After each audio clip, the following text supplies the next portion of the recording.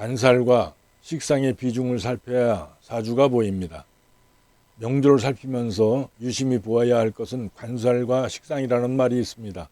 관살 중에서 특히 편관, 칠살은 일간을 공격하는 성분이라 칠살이라고 합니다. 그러나 신약하면 정관도 칠살이 되니 관살이 일간에 대하여 어떻게 대하는지를 보아야 합니다. 머리가 길면 잘라서 단정하게 하듯이 관살은 머리를 자르고 가지치기를 하는 것과 같다고 할 것입니다.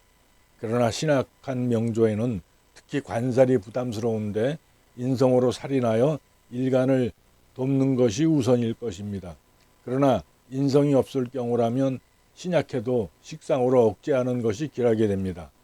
신약의 관살이 강하면 발등에 떨어진 불과 같아서 우선 식상으로라도 관살의 불을 꺼야 하기 때문입니다. 신앙하면 관살을 용신하여 일간을 억제하는 것이 필요한데 이럴 때 식상으로 관살을 억제하면 관살이 위축되므로 일간이 날뛰게 됩니다. 이러한 두 가지의 상황, 즉 신약하고 관살이 강한 명조에서 식상이 있고 식상운을 만나면 일간이 관살의 공격으로부터 벗어나게 되니 비록 일간이 설기되어 신약해져도 길한 것입니다. 또한 신왕한 일간은 관살로서 일간의 억제를 기뻐하는데 식상이 관살을 극한다면 일간은 식상을 꺼려할 것입니다. 그럴 때 인성이 있고 인성운을 만나면 비록 일간이 신왕해져도 위축된 관살의 식상의 극으로부터 벗어나 일간을 억제함으로 기루하게 됩니다. 가령 아래와 같은 명조가 있다 그러면 점수가 보면 인성이 1점이고 월지 묘목이 2.5니까 3.5 진토에 수를 포함하고 있으니까 4점이 됩니다. 그리고 이 연주에는 무엇이 있더라도 이미 일간은 일간의 영역이 월지와 일지이기 때문에 여기에 일간을 돕는 세력이 있다 그러면은 사가 돼도 신앙하다고 보는 것입니다. 갑진일이 묘월 양인월에 태어나서 경호시입니다.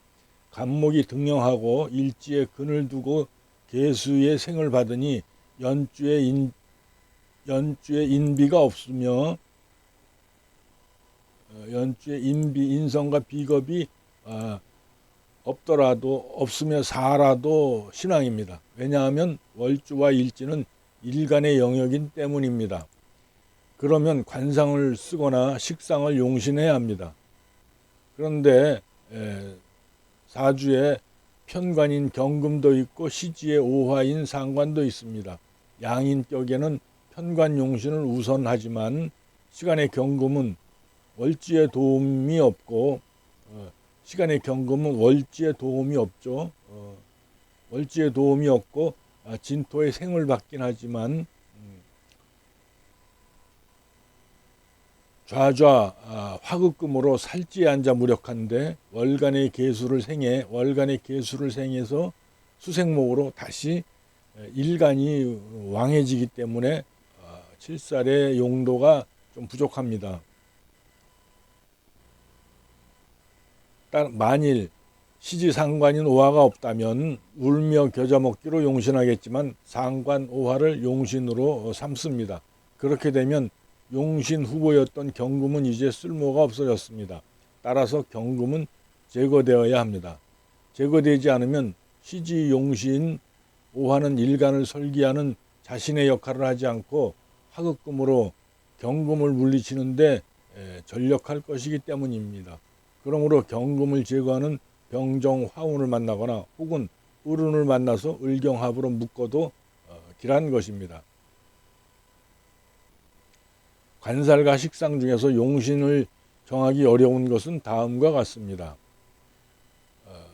간목이 인월에 태어나서 걸럭격이며 5.5로 신앙합니다. 따라서 용신은 식재관 중에서 정해야 되는데 재성은 월지 비겁에게 파극되므로 단독으로는 쓰지 못하고 식상 생재가 되거나 재생간이 되어야 희신으로 사용이 가능합니다. 월지는 천간과 지지를 모두 유통하기 때문입니다. 이 월지는 천간과 지지를 전부 유통할 수 있다 이거죠. 식상인 병화가 연간에 있고 재성은 일지 술토로 있고 관성은 월간의 경금으로 있습니다.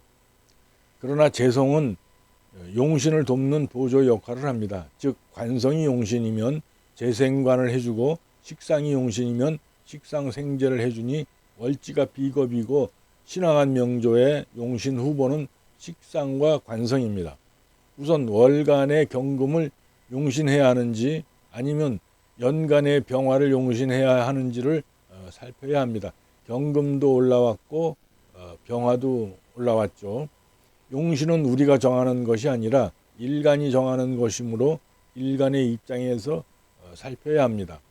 일간 간목의 입장에서는 경과 병 중에서 어떤 것을 용신할지 살펴야 합니다.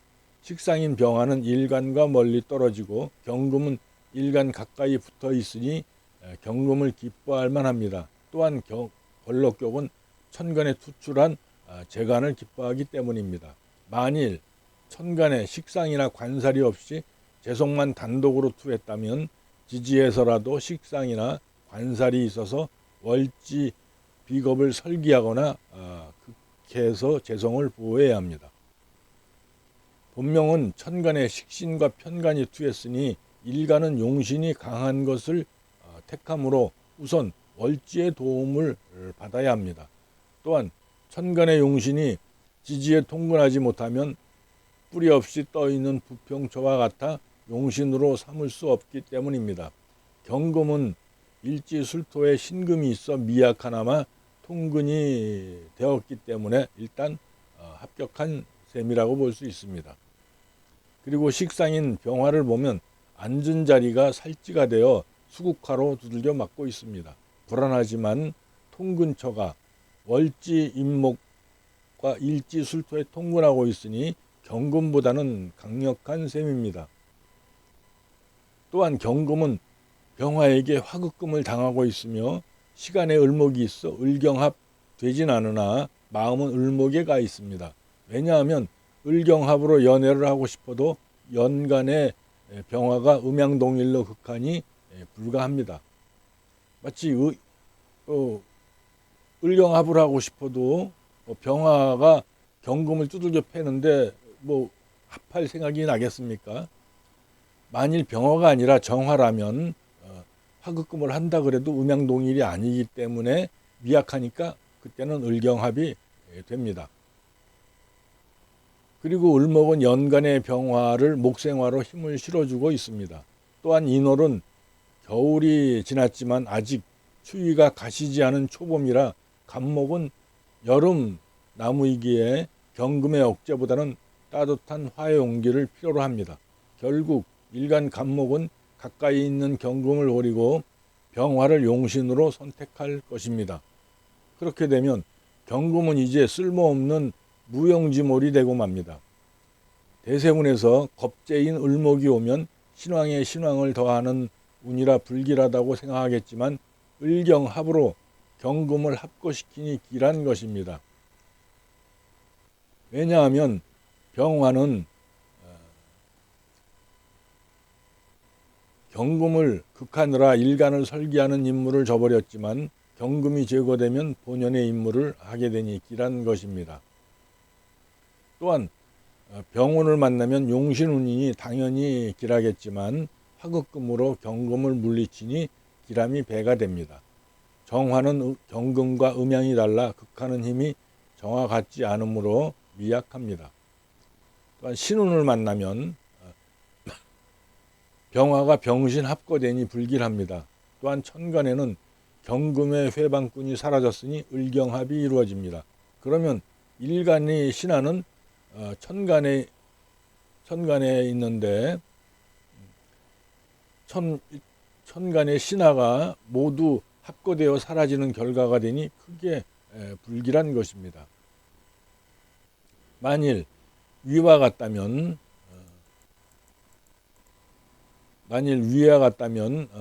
간목은 지지의 본기로 두 개의 근을 내리고 인과 모, 묘 또 을목까지 있고 연지에 자수까지 있습니다. 1, 2, 3, 4. 그지? 인성을 인성의 생조까지 받으니 신왕함으로 역시 경금과 병화 중에서 용신을 선택해야 합니다. 이때는 당연히 경금이 선택될 것입니다. 월지를 얻었고 일간 가까이 있으며 목이 중하니 금극목 해야 하기 때문입니다. 그러면 이제 병화는 쓸모없는 폐물이 되고 맙니다. 병화를 없애지 않으면 경금 용신을 화극금으로 못살게 굴며 관식투쟁을 일으키니 제거하는 것이 이 사주가 사는 길입니다. 이것을 만약 여명이라고 그러면 득자 별부라고 합니다. 아들을 자식을 얻자 남편과는 헤어지는 명이라 이거죠. 우선 신금을 만나면 병신합거로 합거되니 길할 것이고 임수를 만나면 신왕을 더하는 인수라 불길할 듯하지만 임병충으로 폐물인 병화를 제거하니 길하게 됩니다. 만일 이런 구조라면 이것은 뭐냐면은 요 경금이 임수로 바뀌었습니다. 임수로 바뀌어서 만일 이런 구조라면 신금을 만나도 병신합이 되질 못합니다. 왜냐하면 병화가 임수에게 수국화로 얻어맞기 때문에 신금과 연애할 엄두를 내지 못합니다. 이처럼 신왕신약의 원칙을 벗어나도 일간이 기뻐하는 관살에 대한 식상을 살펴야 합니다. 이와 같이 관살과 식상의 관계를 살피는 안목이 없다면 명조를 분석하기란 한계를 느낄 수밖에 없습니다. 아마도 그렇기에 신왕한 명조에서 식상과 관살이 함께 투출했을 때 어떤 것을 용신으로 삼아야 하는지에 대해 늘 어렵게 생각될 것입니다. 먼저 관살이 신왕한 일간에 대하여 극하려 하는데 인성이 있어서 살인생이 된다면 관살이 무용지물이 되어 일간은 인성을 꺼리게 됩니다. 즉 인성이 병이 된 것입니다. 그때는 재성으로 인성을 제거함을 기뻐할 것입니다. 그리고 신약하여 일간이 관살의 억제를 두려워하는데 식상으로 관살을 억제한다면 일간은 신약해도 역시 식상을 기뻐할 것입니다. 그런데 원국에 재성이 있어서 식상이 관살을 극하지 못하도록 통관시켜서 오히려 관살을 돕는다면 일간을 재성을 꺼리게 됩니다. 만일 재성을 제거하는 비거분을 만나면 일간은 기뻐할 것입니다. 이와 같이 관살과 식상이 대처할 때 해법 찾기가 어렵겠지만 사주를 풀려면 간과할 수 없는 노릇입니다. 또 어려운 문제는 쇠자 왕신발과 왕자 쇠신발의 문제입니다. 즉 쇠자 왕신발이란 쇠한 자가 왕자를 충하면 왕자가 발흥하는 것이고 왕자 쇠신발이란 왕자가 쇠자를 충하면 쇠자는 뿌리가 뽑힌다는 의미입니다. 그런데 복잡하니까 쇠자 왕신발이든 왕자 쇠신발이든 관계없이 쇠한 자와 왕한 자가 충하면 누가 이기고 지는지만 알면 됩니다. 지는 자는 당연히 뿌리가 뽑힐 것이고 이긴 자는 발흥할 것이기 때문입니다. 우선 한 개가 두 개를 충하면 한 개가 죽어나갑니다. 기신이면 나쁘지 않으나 희신일 때 죽어나가면 엄청 불길합니다. 그렇게 충이 일어날 때 세력을 보아 기륭을 구별할 수 있어야 합니다. 또한 월지에 오화가 있고 연지에 미토가 있는데 자수가 운에서 온다면 먼저 미토에게 토국수를 당하고 좌우충이 일어나면 자수가 죽게 됩니다. 오행으로는 수국화라서 수가 이겨야 하지만 지지는 이렇게 단순하지 않습니다. 즉 오중기토가 숨었기에 토국수로 자수가 두 번의 극제를 당하기 때문이며 더구나 월지는 강력함으로 오히려 자수가 부서집니다. 그렇게 쇠자 왕신발은 주로 월지와의 충이 될 때 많이 발생합니다. 실전 사주를 분석하면서 관살과 식상의 관계, 왕자와 쇠자충의 관계부터 정리하면서 살피다 보면 대운과 세운과의 관계를 보는 사주의 안목도 한층 높아질 것입니다. 오늘은 여기까지 하겠습니다.